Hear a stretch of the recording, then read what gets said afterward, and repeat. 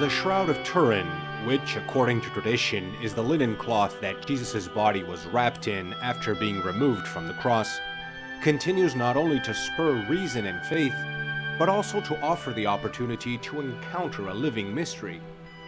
This is the conviction of Gianfranco Berbenni, an expert who has studied the shroud for more than 30 years. The Capuchin Friar describes his connection to the precious relic this way. È un incontro fisico. It is a physical and historical encounter, a connection with a person who seems to be from 2,000 years ago, but who in reality is still alive today. If we look at the theological events that had already taken place at the time of Charles Borromeo, the shroud, not the fabric, but the blood that is on it, is part of a relationship of worship. That is, there is truly something there that is more than mere archaeological, scientific, and biochemical data. C'è qualcosa di più di un dato solo archeologico, scientifico, biochimico.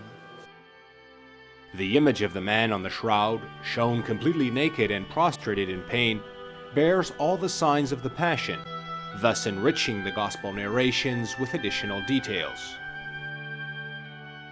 Nelle dinamiche di flagellazione, di gioco del re o coronazione. In the sequence of events, the flagellation, the mocking game of Jesus as king, and the coronation.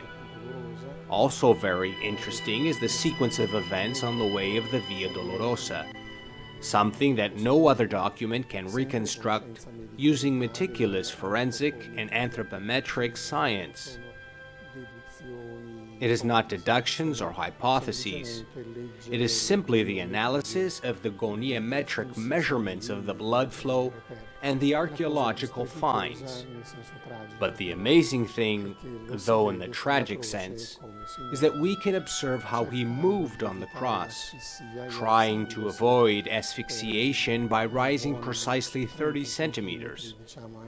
It is also a mystical thing, but nonetheless well documented. Here, mysticism and documentation come together. To learn more, one can visit an exhibition at the Regina Apostolorum Pontifical University called Who is the Man of the Shroud?, which, among other things, displays a copy of the shroud, a hologram and sculpture that present a three-dimensional reconstruction of the body on the cloth, as well as reproductions of the crown of thorns, the nails and scourges that were used. Several large panels retrace the history of the shroud, illustrating the scientific research of recent years with special reference to the latest botanic-related studies.